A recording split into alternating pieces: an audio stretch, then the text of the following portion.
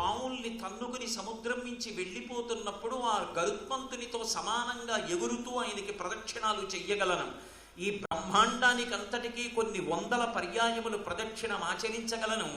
నా యొక్క బలం చేత, నా భుజముల శక్తి చేత ఈ భూమండలాన్నంతటినీ కలయదోసి సముద్రముల యందు కలిపేయగలను. మళ్ళీ ఈ భూమిని ఉద్ధరించగలను. అంత శక్తి నాకు ఉన్నది అన్న విషయాన్ని ఇప్పుడు నేను తెలుసుకున్నాను. కాబట్టి వానరుల యొక్క ప్రతిష్ట కొరకు, రామచంద్రమూర్తి కార్యము కొరకు నేను బయలుదేరుతున్నానంటారు. ఇంత బలమున్నది అని తెలుసుకున్నటువంటి వ్యక్తి అపారమైనటువంటి అహంకారాన్ని పొందడానికి అన్ని అవకాశాలు ఉన్నాయి. శ్రీరామాయణంలో మనకి ఆదర్శమూర్తులై కనపడతారు. అపారమైనటువంటి బల సంపన్నులై అప్పుడే విజయాన్ని సాధించి ఋషుల చేత కూడా స్తోత్రం చేయబడినటువంటి చిన్న పిల్లవాడికి యుక్తాయుక్త విచక్షణ లేకుండా అహంకారం పొటమరించడం పెద్ద విశేషం కాదు. కానీ మీరు బాలకాండలో రామచంద్రమూర్తిని పరిశీలనం చేస్తే చిన్న పిల్లవాడు విశ్వామిత్రుడితో వెళ్ళి తాటకని వధించి, సుబాహువుని వధించి, మానమాస్త్రంతో మారీచుణ్ణి అన్ని యోజనముల దూరం కొట్టి పారేసిన తరువాత ఋషులందరూ స్తోత్రం చేస్తే విశ్వామిత్ర మహర్షి కూర్చున్నారు. ఇంత రాక్షస సంహారం చేశాడు, ఇంతమంది స్తోత్రం చేశారు, ఏమైనా అహంకారం వచ్చిందేమో చూడాలి అని అనుకున్నారు. గురువే, మహానుభావుడు విశ్వామిత్రుడు అలా పరీక్ష చేస్తాడు. రాముణ్ణి ఇక్కడికి రమ్మనండి అన్నారు. వచ్చి తల ఎగరేసి మాట్లాడతాడా, వినయంతో ప్రవర్తిస్తాడా చూడాలనుకున్నారు. రామచంద్రమూర్తి వచ్చి చేతులు కట్టుకొని శిరస్సు ఉంచి విశ్వామిత్ర మహర్షి దగ్గర నిలబడి, ఇమౌ స్మముని శార్దూలా కింకరౌ సముపస్థితౌ ఆజ్ఞాపయ యథేష్టం వై శాసనం కరవామకిం అంటాడు. అయ్యా, మీ యథేచ్ఛ, మీ ఇష్టం వచ్చినట్టు శాసనం చెయ్యండి. గురువుగారు చెప్పేటటువంటి పనిని చెయ్యడం వల్ల గౌరవం లభిస్తుందేమో తప్ప ఈ పని చేయడం వల్ల మాత్రమే గౌరవం ఉంటుందన్న భావన ఉండదు. వాడు రాజాధిరాజు కావచ్చు, అయినా గురువుగారు నడిచి వస్తున్నప్పుడు గురువుగారి పాదుకలు పట్టుకోవడం, గురువుగారి పాదాల దగ్గర పెట్టడం, గురువుగారు స్నానం చేయడానికి వెడుతుంటే గురువుగారి కోసమని పాత్ర పట్టుకుని వెళ్ళడం, ఆయన స్నానం చేసిన తరువాత ఒళ్ళు తుడుచుకోవలసినటువంటి బట్ట, కట్టుకోవలసిన పొడి బట్ట పట్టుకుని వెళ్ళడం, గురువుగారు స్నానం చేసి విడిచిపెట్టినటువంటి తడి బట్టని పిడిచి ఆరయ్యడం, ఇవి గురు శుశ్రూష అంటే. గురువుగారికి శుశ్రూష చేసి శిష్యుడు ఉన్నత పదాన్ని పొందుతాడేమో కానీ గురువుగారి విషయంలో ఈ పని చెయ్యవచ్చా, ఈ పని చెయ్యకూడదా అని ఏముండదు. ఏ పనైనా మహద్భాగ్యమని చేసిన వాడెవడో వాడు శిష్యుడు. సమస్తమైన అహంకారాన్ని గురువు దగ్గర పరిత్యాగము చేసిన వాడెవరు ఉంటాడో వాడు ఉన్నతిలోకి వస్తాడు తప్ప, బొత్తిగా ఎంత గురువుగారైతే మాత్రం నేను ఈ పని చేయడం ఏమిటండి అనుకున్నవాడు ఎన్నడూ అభ్యున్నతి పథంలో ప్రయాణం చెయ్యలేడు. గురువు అన్నప్పుడే సమస్త అహంకారములను పరిత్యజించి నిలబడవలసి ఉంటుంది. కామకోటి పీఠాధిపత్యం వహించినటువంటి చంద్రశేఖరేంద్ర సరస్వతి అనేటటువంటి పేరు కలిగిన 66వ పీఠాధిపతులు ఒకప్పుడు మశూచి వ్యాధి సోకి శరీరం విడిచిపెట్టడానికి సిద్ధంగా ఉంటే 14 ఏళ్ల పిల్లవాడు మహాదేవేంద్ర సరస్వతికి పీఠాధిపత్యం ఇస్తే, నా గురువుగారిని ముట్టుకుని ఆయనకి సేవ చెయ్యడం కన్నా పీఠాధిపతిని వెళ్ళి సింహాసనం మీద కూర్చోవడం నాకు గొప్ప కాదు. ఒకవేళ నా గురువుగారిని ముట్టుకుని సేవ చేసిన కారణం చేత మశూచి వ్యాధి నాకు కూడా వచ్చి సన్నిపాత జ్వరం వచ్చి నా శరీరం పడిపోతే నాకు వచ్చిన నష్టం లేదు, గురుసేవ చెయ్యకుండా ఉండలేనని మశూచి వ్యాధితో బాధపడుతున్న చంద్రశేఖరేంద్ర సరస్వతి మహాస్వామి వారికి సేవ చేసి మశూచి వ్యాధి వచ్చిన కారణం చేత గురువుగారు శరీరం విడిచిపెట్టిన 2 రోజుల్లో మహాదేవేంద్ర సరస్వతి కూడా శరీరం విడిచిపెట్టేస్తే 13 ఏళ్ల పిల్లవాడు స్వామినాథన్ అని పేరు కలిగినటువంటి పిల్లవాడిని మళ్ళీ చంద్రశేఖరేంద్ర సరస్వతి అన్న పేరుతో కంచికామకోటి పీఠాధిపత్యం ఇస్తే ఆయనే మహానుభావుడై నడిచే దేవుడిని పేర్గాంచి సనాతన ధర్మం ఇవాళ ఇంకా ఇలా నిలబడి ఉంది అంటే ఒకనాడు శంకర భగవత్పాదులు ఎంత కారణమో చంద్రశేఖరేంద్ర సరస్వతి మహాస్వామి అంత కారణం. మహానుభావుడు పాదచారి అయి సన్యాస ధర్మాన్ని అనుష్ఠించి భారతదేశమంతటా పర్యటించి ప్రతి చోట వేదాల గురించి, ఉపనిషత్తుల గురించి, శాస్త్రాల గురించి, ఈశ్వరుడి గురించి అనుగ్రహ భాషణాలు చేసి భక్తుల యందు భక్తిని ప్రచోదనం చేసినటువంటి మహాపురుషుడు మహాస్వామి. అటువంటి వ్యక్తులు గురు శుశ్రూష కోసం అంత వెంపర్లాడారు. వారు దేశంలో ఎక్కడ ఉన్నా సరే గురువుగారు నివసించినటువంటి కలవై అనేటటువంటి ప్రదేశం వంక తిరిగి నమస్కారం చేసేవారు. ఆఖరణ ఊపిరి అందక ప్రాణం ఉద్గతమైపోతున్నప్పుడు కూడా, ప్రాణములు తమ తమ స్థానముల నుంచి కదిలిపోయి లేచిపోతున్నప్పుడు కూడా శరీరాన్ని ఇచ్చినటువంటి తల్లిగారి యొక్క ఫోటో తెప్పించి మహాలక్ష్మమ్మ గారికి నమస్కరించి మళ్ళీ పుట్టవలసినటువంటి అవసరం లేని జ్ఞానాన్ని ఇచ్చి తత్కారణము చేత మోక్షమును పొందడానికి కారణభూతులైనటువంటి తమ గురువు గారు నివసించినటువంటి కలవై వంక తిరిగి నమస్కరించి శరీరాన్ని నిశ్శబ్దంగా పక్కన పరిచారకుడు కూడా లేకుండా విడిచిపెట్టేశారు. మహాత్ములు చివరి ఊపిరి యందు కూడా గురువు పేరు చెప్తే అలా నిలబడిపోతారు. శ్రీరామాయణంలో రామచంద్ర ప్రభువు వినయానికి మారు పేరు అయి ఆదర్శమూర్తిగా నిలబడతారు. మళ్ళీ అంతటి వినయం కలిగినటువంటి వాడు మహానుభావుడైనటువంటి హనుమ. ఇంత బలపరాక్రమములు పొందినటువంటి వాడైనప్పటికీ, శాప విమోచనం అయినప్పటికీ కూడా తాను బయలుదేరి వెళ్ళేటప్పుడు ఇదంతా తన బలము అని ఎక్కడా చెప్పరు. యథా రాఘవ నిర్ముక్త శరస్వసన విక్రమ గచ్చేతద్గమిష్యామి లంకాం రావణపాలితాం నహి ద్రక్ష్యామి ఇది లంకాయాం జనకాత్మజాం అనేనైవ వేగేన గమిష్యామి సురాలయం బద్ధ్వారక్షతరాజేన మామయిష్యామి రావణం సర్వదా కృతకార్యోహామీష్వామి సహసీతయ అంటారు.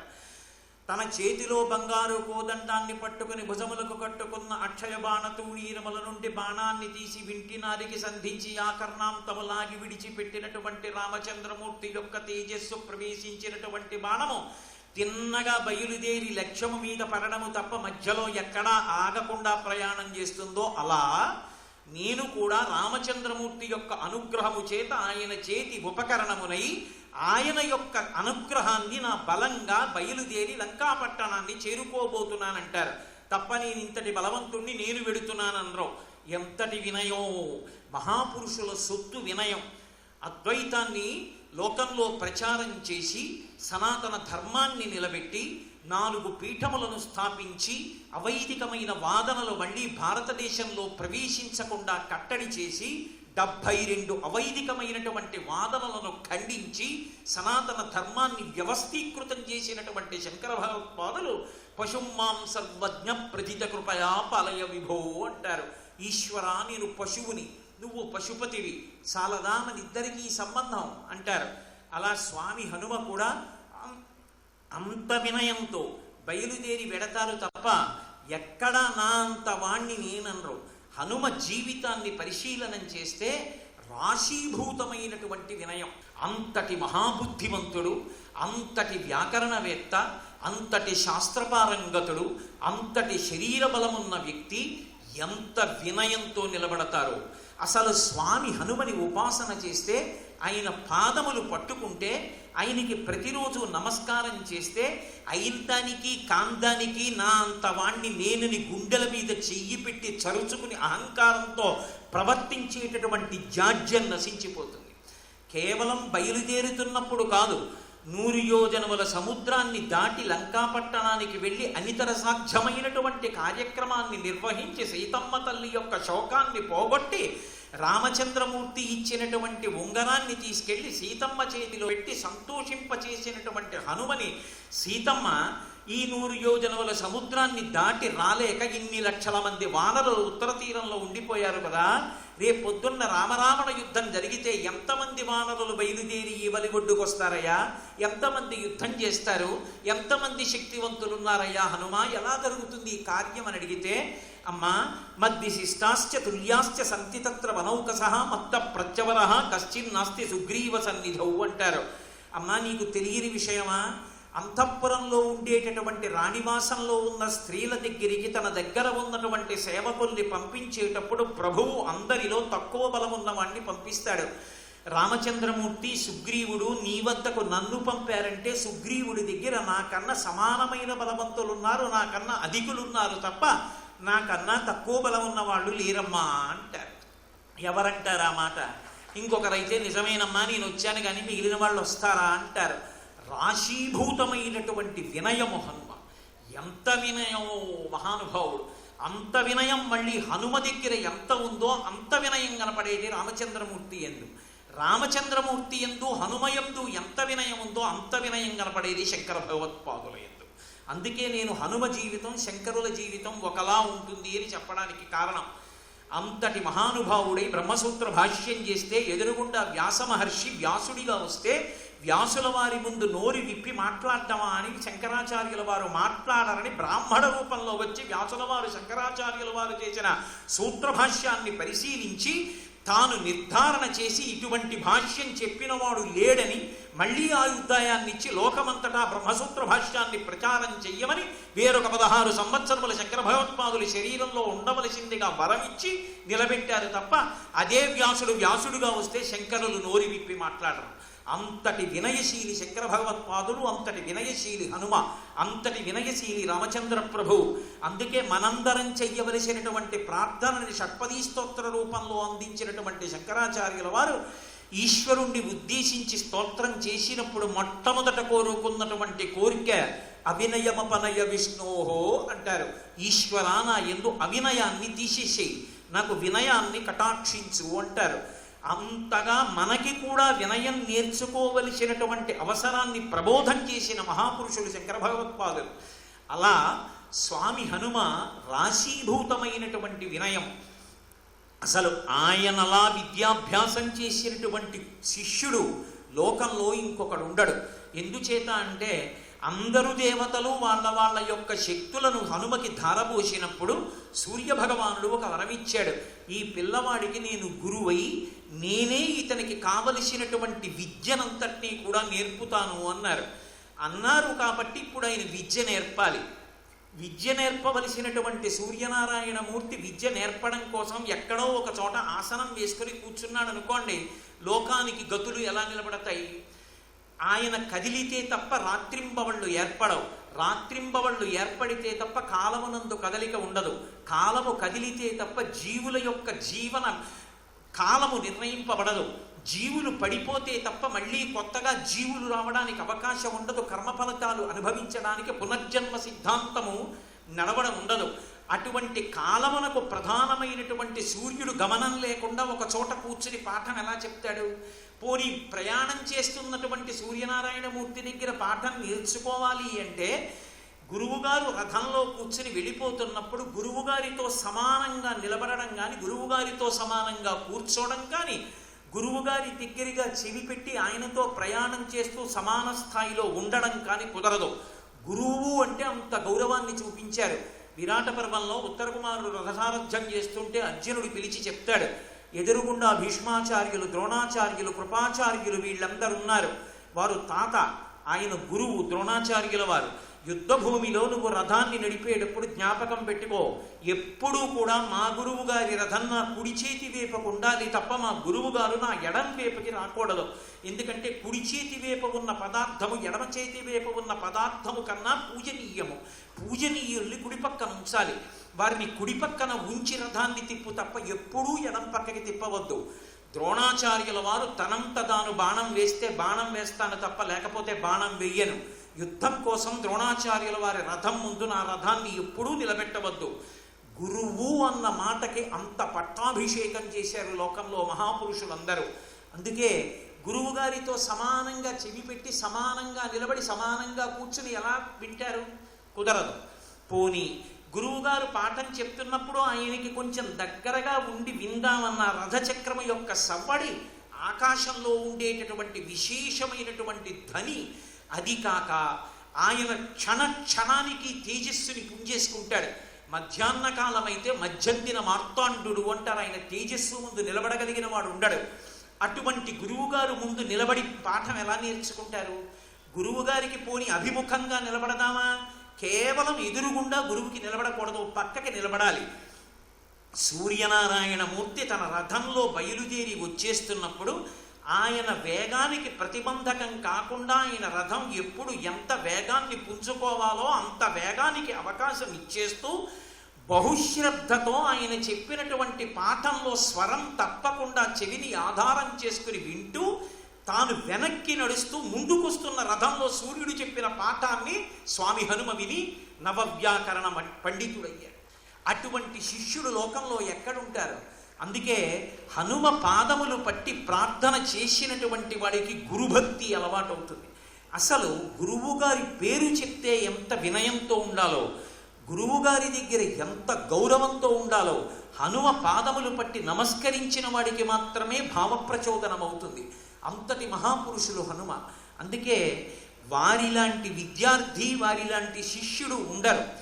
ఎన్నడూ అహంకారం దగ్గరికి రాకుండా చూసుకుంటారు. కాబట్టే అనితర సాధ్యమైనటువంటి రీతిలో ఆ వినయాన్ని నిలబెట్టుకొని బుద్ధితో చేయవలసినటువంటి కార్యాన్ని నిర్ణయం చేసుకుంటూ ఉంటారు. ఒకానొక సమయంలో సుందరకాండలో ఆయన ఒక మాట అన్నారు. ఆ లంకాపట్టణంలో ఉన్నటువంటి వైభవం, అక్కడ ఉన్నటువంటి చతురంగ బలాలు, అక్కడ ఉన్నటువంటి గూఢచారులు, అక్కడ ఉన్న రాక్షసులు, వాళ్ళ యొక్క బలపరాక్రమాలు చూసి ఇటువంటి లంకాపట్టణంలోకి రామచంద్రమూర్తి మాత్రం ఎలా వస్తారు? ఈ లంకలోకి వచ్చిన కింకరిష్యతి రాఘవ, వచ్చి రాముడు మాత్రం ఏం చెయ్యగలడు ఇంత బలపరాక్రమాలతో ఉన్న రాక్షసుల మధ్య అంటారు. అని వెంటనే అంటారు, భూతాశ్చాత్తాహ విపద్యంతే దేశకాల విరోధిత అర్థానర్థాంతరే బుద్ధిర్నిశ్చితాపి నశోభతే ఘతయంతి కార్యాణి దూతాహ పండితమానినః అంటారు. కేవలం నేను చాలా చదువుకున్నవాణ్ణి, నాకు చాలా విషయాలు తెలుసనుకున్నటువంటి పండితులు ప్రభువుల యొక్క కార్యాన్ని పాడు చేస్తారు. అందుకే నేను రామచంద్రమూర్తి వచ్చాక ఏం చేస్తారన్న విషయం గురించి ఆలోచించడం కాదు, నా ప్రభువు నాకప్పచెప్పిన కార్యాన్ని నేను పూర్తి చెయ్యాలి తప్ప రాముడు వస్తే ఏం చేయగలడు అన్న విషయం నేను విచారించవలసిన విషయం కాదు అని సూర్యే చాస్తంగతి రాత్రౌ దేహం సంక్షిప్యమారుతి వృషదంశకమాత్ర సన్ బభూవాద్భుత దర్శన. ఆ సూర్యాస్తమయమైన తరువాత పిల్లంతగా తన యొక్క శరీరాన్ని సంక్షేపింపచేసి ఆ చీకటిలో లంకాపట్టణాన్నంతటినీ అన్వేషించడం ప్రారంభం చేశారు. ఆయన ఎప్పుడు బయలుదేరినా తనని పంపించినటువంటి ప్రభువు తనకు అప్పచెప్పినటువంటి కార్యాన్ని అంతగా జ్ఞాపకం పెట్టుకుంటారు. ఒక ప్రభు కార్య నిర్వహణ యందు ఉన్నటువంటి కింకరుడు భృత్యుడు ఎలా ఉండాలి అన్నది మనకి స్వామి హనుమ జీవితం చూస్తే అర్థం అవుతుంది. సాధారణంగా లోకంలో మీరు చూడండి, ఎక్కడైనా ఒక కార్యాలయ వ్యవస్థ ఉంటే ఒక అధికారి ఒక మాట చెప్పాడు అనుకోండి, ఆయనకేం తెలుసండి, ఇవాళ స్థానంలో కూర్చున్నానని మిడిసిపడి అలా చెప్తున్నాడు, నాకు తెలుసున్నంత ఆయనకి తెలిసేమిటి అంటాడు వెంటనే కింద ఉన్న ఉద్యోగి. కానీ హనుమ అలా కాదు. వారు ఎప్పుడూ కూడా సుగ్రీవుడికి అంత గౌరవం ఇచ్చి సుగ్రీవుడు పంపినటువంటి కార్యాన్ని జ్ఞాపకం చేసుకుంటారు. అందుకే దక్షిణ దిక్కుకు వెళుతున్నటువంటి వానర సమూహానికి అంతటికీ కూడా యథార్థమునకు నాయకుడు యువరాజైనటువంటి అంగదుడి చేతికి ఉంగరం ఇవ్వాలి రామచంద్రమూర్తి. అంగదుడితో ప్రత్యేకంగా చెప్పాలి స్వామి, అక్కడ ఉన్నటువంటి హనుమ యొక్క స్వామి స్థానంలో ఉన్నటువంటి సుగ్రీవుడు. కానీ సుగ్రీవుడు అంగదుడికి చెప్పలేదు. దక్షిణ దిక్కుకు వెళ్ళవలసినటువంటి వానరుల యొక్క సమూహానికి నాయకత్వం వహించినటువంటి అంగదునితో చెప్పవలసినటువంటి మాటలన్నీ చెప్పిన తరువాత వానరుల సమూహం దక్షిణ దిక్కుకి వెళ్ళడానికి ప్రయత్నాన్ని ప్రారంభం చేస్తుండగా హనుమని మళ్ళీ వెనక్కి పిలిచారు. పిలిచి హనుమతో ఒక మాట అంటారు, ఓ హనుమ, గతిర్వేగశ్చ తేజశ్చ లాఘవంచ మహాకపేహే పితుస్తే సదృశం వీర మారుతశ్చ మహౌజసః అంటారు. ఓ హనుమ, గతిర్వేగశ్చ తేజశ్చ, నీ యందు విశేషమైనటువంటి గతి ఉన్నది. గతి అంటే గమనశక్తి. ఎక్కడికి ఎప్పుడు ఎంత వేగంతో వెళ్ళాలనేటటువంటిది నువ్వే నిర్ణయించుకోగలవు. అయిన దానికి కాని దానికి ఒక వేగంతో వెళ్ళడం, అయిన కార్యాన్ని కాని కార్యాన్ని ఒకలా నిర్వహించడం ఎప్పుడూ చెయ్యకూడదు. చేసేటటువంటి కార్యమునందు కౌశలం ఉండాలి. కౌశలము అన్న మాటకు అర్థం ఏమిటంటే కుశ, దర్భ తెంపడం నేర్పుతారు గురువు మొట్టమొదట శిష్యుడికి. ఎక్కడ పడితే అక్కడ ఏ దర్భ పడితే ఆ దర్భని మొదలంట లాగకూడదు. దర్భని ఎక్కడ వరకు అవసరమో అక్కడ వరకు త్రుంచాలి. అప్పుడు దర్భ మళ్ళీ పెరుగుతుంది. అక్కరలేని దర్భ, చీడ పట్టిన దర్భ, చిరుగులు పడిన దర్భ, చినిగిపోయిన దర్భ త్రుంచి తీసుకురాకూడదు. ఏది ఎక్కడ వరకు ఎంతవరకు స్పృశించి తన అవసరాన్ని తీర్చుకోవడానికి ప్రకృతి చేత ప్రసాదింపబడిన పదార్థమును వినియోగించుకోవాలో గురువు చేత శిక్షణ పొందడమే కౌశలము అంటే. తప్ప అంతకు మించి వాడకూడదు. అలా వాడుకోవడం కానీ, ఆ వేగాన్ని అలా నియంత్రించుకోవడం కానీ, దేశకాలములను తెలిసి దానికి అనువైన రీతిలో ప్రయాణం చెయ్యడం కానీ ఒక్క స్వామి హనుమకే సాధ్యం. అందుకే గతిర్వేగశ్చ తేజశ్చ లాఘవంచ మహాకపేహే, ఒక చోటు నుంచి ఒక చోటికి దూకడం అది అనితర సాధ్యమైన రీతిలో నీకొక్కడికి మాత్రమే సాధ్యము. కాబట్టి పితుస్తే సదృశం వీరా, నీ తండ్రి అయినటువంటి వాయుదేవుడికి ఎంతటి గమనవేగం ఉన్నదో నీకంతటి గమనవేగం ఉన్నది. అటువంటి మహానుభావ ఓ హనుమ, మారుతశ్చ మహౌజసః, ఆ నీ తండ్రి అయినటువంటి మారుతి ఆ వాయుదేవుని యొక్క కీర్తి నిలబడేటటువంటి రీతిలో నువ్వు కార్యాన్ని సాధించవలసి ఉంటుంది. ప్రభువుకి సుగ్రీవుడికి సేవకుడైనటువంటి హనుమ యందు ఎంత నమ్మకం అంటే, ఒక మాట అన్నాడు ఆయన కిష్కింధకాండలో, త్వయ్యేవ హనుమన్నస్తి బలం బుద్ధిర్ విశారదః దేశకాలానువృత్తిశ్చ నయశ్చ నయ పండితః అన్నాడు. త్వయ్యేవ హనుమన్నస్తి బలం బుద్ధిర్ పరక్రమః. ఓ హనుమ, నీయందు మాత్రమే ఉన్నాయి, ఇక ఇతరుల యందు లేదు. ఏవి నీ ఎందున్నవి? బలము, బుద్ధి, పరాక్రమము. దేశకాలానువృత్తిశ్చ నయశ్చ నయ పండితః. దేశము కాలము ఈ రెండిటిని దృష్టిలో పెట్టుకుని ప్రవర్తించవలసి ఉంటుంది. అందుకే ధర్మము కూడా దేని మీద ఆధారపడుతుంది అంటే దేశకాలముల మీద ఆధారపడుతుంది. ఒక దేశమునందు పాటించినటువంటిది వేరొక దేశమునందు పాటించడం సాధ్యం కాదు. ఇక్కడ పరమశివుడికి అభిషేకం చేస్తున్నాను అనుకోండి, శివలింగానికి నేను చొక్కా బనీను విప్పేసి ఉత్తరీయాన్ని వేసుకుని అభిషేకం చేస్తాను. అదే విపరీతమైనటువంటి వాతావరణంలో ఏదో ఇలా పడుతున్నటువంటి నీళ్లు కూడా గడ్డ కట్టేటంతగా ఉష్ణోగ్రత తగ్గిపోయి అంతటి శీతలమైన ప్రదేశమైన కేదార్నాథ్లో నేను చొక్కా బనీను ఉత్తరీయం విప్పి అభిషేకం చేయడం కుదరదు. ముందు శరీరాన్ని రక్షించుకోవడం ప్రధాన ధర్మం కనుక స్వెట్టర్ వేసుకుని అభిషేకం చేసినా కూడా దోషం రాదు. అప్పుడు దేశమును బట్టి ధర్మం మారిందా మారలేదా? ధర్మము కాలమునందు మారుతుంది. ఏకాదశి నాడు ఉపవాసం ధర్మం, ద్వాదశి నాడు సూర్యోదయం అవగానే ఉపవాసాన్ని విరమణ చేసేయడం ధర్మం. కాలమునందు ధర్మం మారుతుంది, దేశమునందు ధర్మం మారుతుంది. ఏ దేశమునందు ఏ కాలమునందు ఏ ధర్మాన్ని ఎంతవరకు ఎలా ఒడిసి పట్టుకొని ధర్మభ్రష్టుడు కాకుండా ఆచరించాలో ఆచరించి ధర్మమును తప్పకుండా నిలబడి కార్యమును సాధన చెయ్యగలగాలో శాస్త్రమును సంపూర్ణముగా ఎరిగినటువంటి మహాపురుషుడము నువ్వు ఒక్కడవే హనుమ. కాబట్టి త్వయ్యేవ హనుమన్నస్తి బలం బుద్ధి పరక్రమః దేశకాలానువృత్తిశ్చ నయశ్చ నయ పండితః. నీ వంటి వాడు వేరొకడు లేడు. కాబట్టి ఓ హనుమ, నువ్వు మాత్రమే ఈ కార్యమును సాధించగలవని నాకు నమ్మకం ఉంది. నీ బుద్ధి మీద నాకు అంత నమ్మకం. అందుకే బుద్ధిమతాం వరిష్టం వాతాత్మజం వనరయూధముఖ్యం శ్రీరామదూతం శిరసానమామి అంటాం. అటువంటి మహానుభావుడని సుగ్రీవుడు కీర్తించిన తరువాత ప్రభు అయినటువంటి సుగ్రీవుడు తన వద్ద ఉన్న సేవకులలో ఏ సేవకుడైనటువంటి హనుమ పట్ల విశేషమైనటువంటి అనురక్తిని విశ్వాసాన్ని ప్రభువైన సుగ్రీవుడు పొంది ఉన్నాడో గమనించినటువంటి రామచంద్రమూర్తి అప్పుడు తన చేతి ఉంగరాన్ని తీసి స్వామి హనుమకిచ్చారు. అందుకే అంగదుడికి ఇవ్వలేదు. ప్రభు విశ్వాసాన్ని చూరగొన్నవారు హనుమ. సర్వం శ్రీ ఉమామహేశ్వర పరబ్రహ్మార్పణమస్తు. స్వస్తి.